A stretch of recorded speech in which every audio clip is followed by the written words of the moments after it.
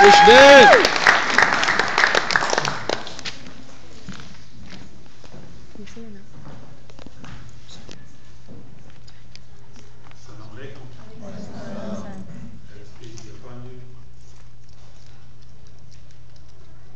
I just got these glasses.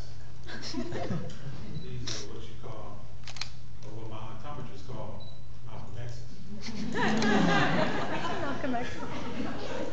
What do you call it? Malcolm X. I was trying to pick out a pair of glasses that I thought that would look good. She said, wait a minute, I got something. She came out with these frames. That's what I was looking for. She said, these are Malcolm X's. You look like Malcolm X. I said to myself, I said, is it because I'm black or is it because I'm Muslim? I grew up in Inglewood, California, a city known by many as simply called the Wood. I grew up playing football with DJ Pooh, Dub C, and Ice Cube. We all grew up in the same neighborhood, experiencing the same things. They went on to become millionaires in the rap and movie industry, and I went on to become a Muslim.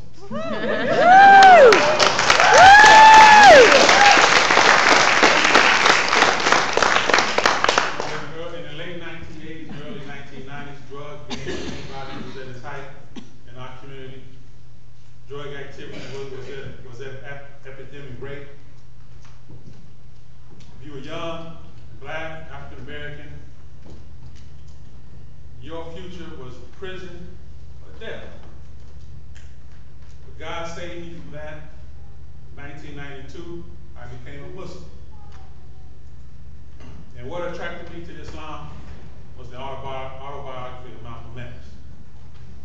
A man, young adolescent, who was lost to the street and had his life transformed by the religion of Islam, and he became a man with a mission.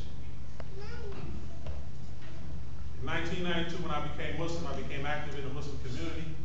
I became an active member. I got involved with the classes. I got involved with different programs.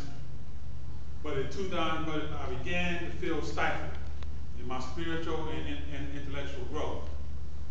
So in 2005, I decided to leave Los Angeles, California, and I moved to Gary, Indiana. Now you might be thinking, why would somebody leave Los Angeles, California and go to Gary, Indiana? A city that is not even a blip on the radar screen. But I had a reason and I had a mission. I went to study under Imam Mustafa Muhammad, renowned leader, scholar, Islamic scholar, to further my Islamic education and to develop my skills as a leader or as an imam. My mission, I decided at that point, was to promote al-Islam in its broadest sense and to present it in its best presentation, showing its value, showing its worth, and educating Muslims about the religion of Islam as it is given in the Quran and in the life of Muhammad the Prophet, the prayers and the peace be upon him. Shortly after that, in 2006, I was voted to be the Imam of Gary, Indiana, and we began to organize the community, and we got involved in interfaith dialogue. We organized an effort called Remove Urban Blight, or Operation Rub Out, removing urban blight out of our neighborhoods. And we were able to secure or invite Imam Mustafa Muhammad in 0 degree weather, 3 inches of snow to Gary, Indiana, to address a major interfaith program. Because of these efforts, we received national attention. We began to attract people from Chicago, from New York, and as far west as Los Angeles, California. We had to make some changes. Like no more sleeping in the masjid. No more running your personal business out of the masjid. Why would you want to sleep in a holy place? So we started to get pushback from the elder members who wanted to stay in their comfort zone.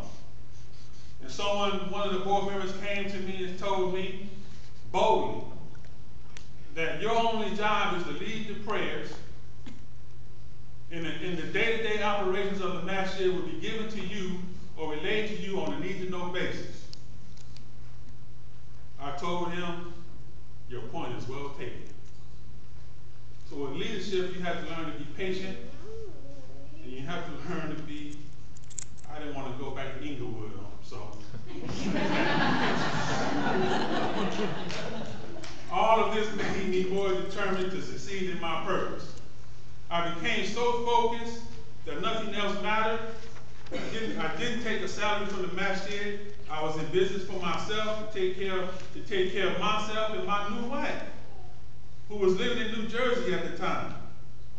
But I was giving all of my time to the masjid or to the mosque. My wife, although she was patient, she was supportive, she thought I was crazy. I was losing a life as a result of my fixation. I began to lose my properties, and it got to the point where I almost became homeless.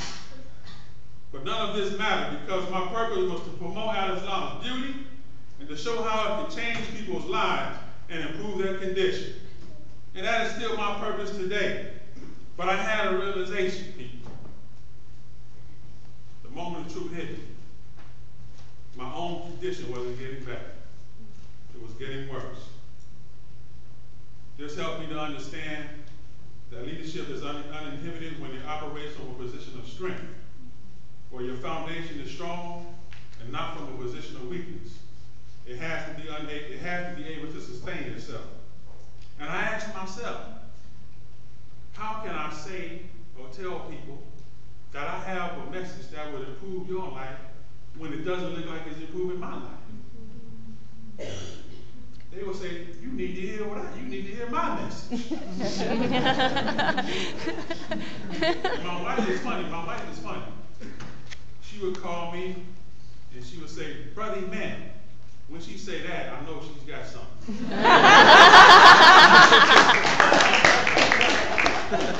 She said, Brother Imam. Imam means leader. Brother Imam, the lights are off. I said, I would say to myself, she's being funny. She's being funny, but I know she's serious. Because you're not an imam. How can you be an imam or a leader over a community when you can't take care of your family? It starts with the family. So I had to reevaluate my situation and told the community in Gary I was no longer the leader they needed. I resigned as the imam because the office of imam is much more bigger than my own personal aspirations and much more bigger than myself. God says in the Quran, He does not change the condition of a people until they change what is bothering their souls. Well, my condition wasn't changing, and my soul was being bothered. So what did I do? I got the hell out of Gary.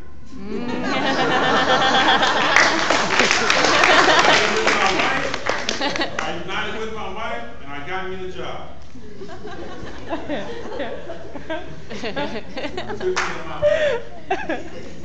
Muhammad the Prophet said, the best of you are those who are most useful to society.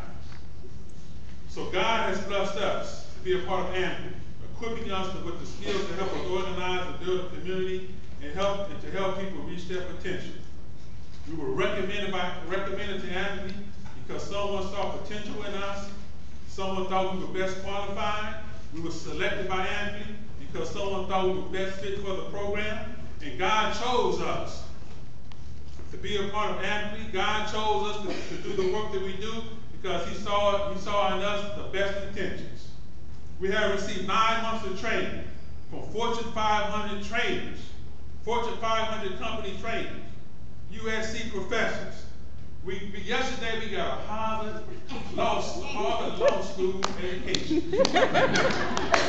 So I ask all of you to go back to your locales and train your staff with this information that you received. And train them with what is useful so that their leadership, so that your leadership can become uninhibited and their leadership can become uninhibited, and that the work that you do will be carried on for generations to come. Thank you. Assalamu alaikum.